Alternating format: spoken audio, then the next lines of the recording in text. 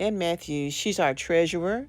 She does hikes at the preserve several months a year.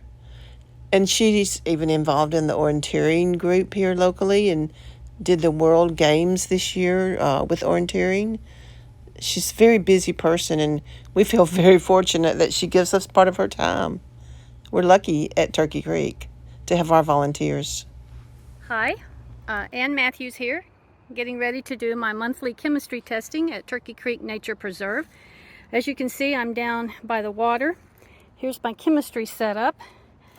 I'm going to, in the interest of time, sort of explain a little bit about what I do, but I'm not actually going to do it now. I like to get all my tests prepped and ready to go. So, as you can see, I've already got my pH water collected and in the tube here, and I'll be measuring it against the sun using this device right here to tell what the pH of the water is. So that's how I do the pH. I'll do it in a minute.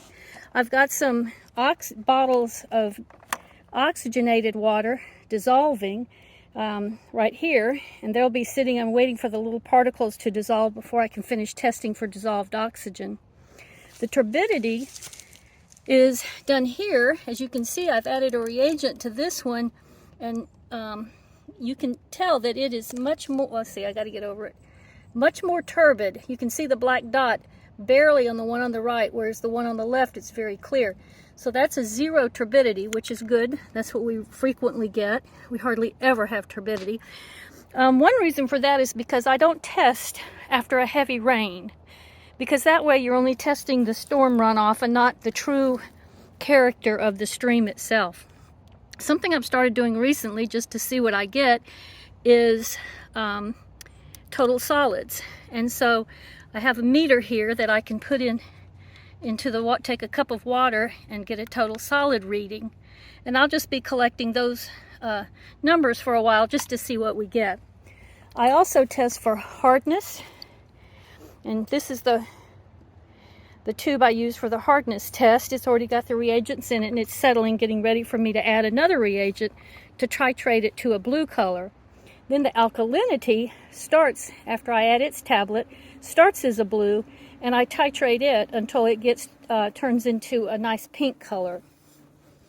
Once the oxygen has finished fixing and I add some more reagents to it, then I will titrate it also from a brown color into colorless. So one day maybe I'll go through each individual test instead of just showing you the setup. Here's my paperwork where I record the results. Here, of course, is the creek. You can see I've got the thermometer in the creek to get the water temperature. That's important for dissolved oxygen. So I always collect air temperature and water temperature. I've been measuring the depth here at the rock for a while now. We're about 3.5 inches at the rock right now. Of course, that's not a real exact measurement because sediment comes in and out. The creek is a little shallow today, but I think it has adequate depth for testing. And the snails are very abundant, but they're really tiny. So that's an interesting phenomenon. I don't know. We got worried about them for a while because they seem to be disappearing, but they're back. So that's a good thing. So now I'm just going to get going with the rest of my testing and recording the results, and I'll do another one at some point where I'm actually doing some testing. Well, I'm doing testing today, but I'll get one for James to film me while I'm doing the actual titration. So Turkey Creek's a great place to play and swim. Not right now, it's a little chilly. I think it's like 12 degrees centigrade. But it's great to come out and hike. If you like hiking, that's great. You can just sit and look at the falls. That's very peaceful as well. So come on out. It's a great place. The water's clean. We love it, and we'd love to see you out here. Thanks, and this is Ann Matthews doing her monthly water chemistry testing at Turkey Creek Nature Preserve. Wow, that's great information, Ann. We appreciate it. And doing the water testing ensures things like this eared coneflower is not threatened any more than it already is. Your help makes a huge difference at the preserve.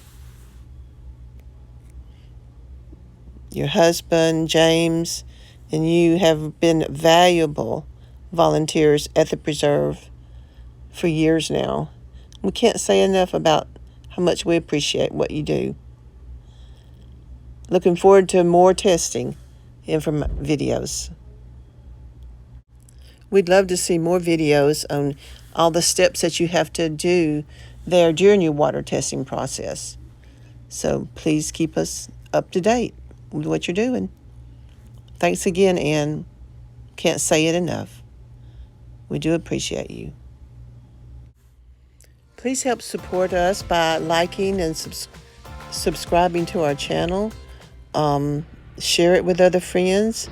You can help us with doing this one simple thing with YouTube. Thank you.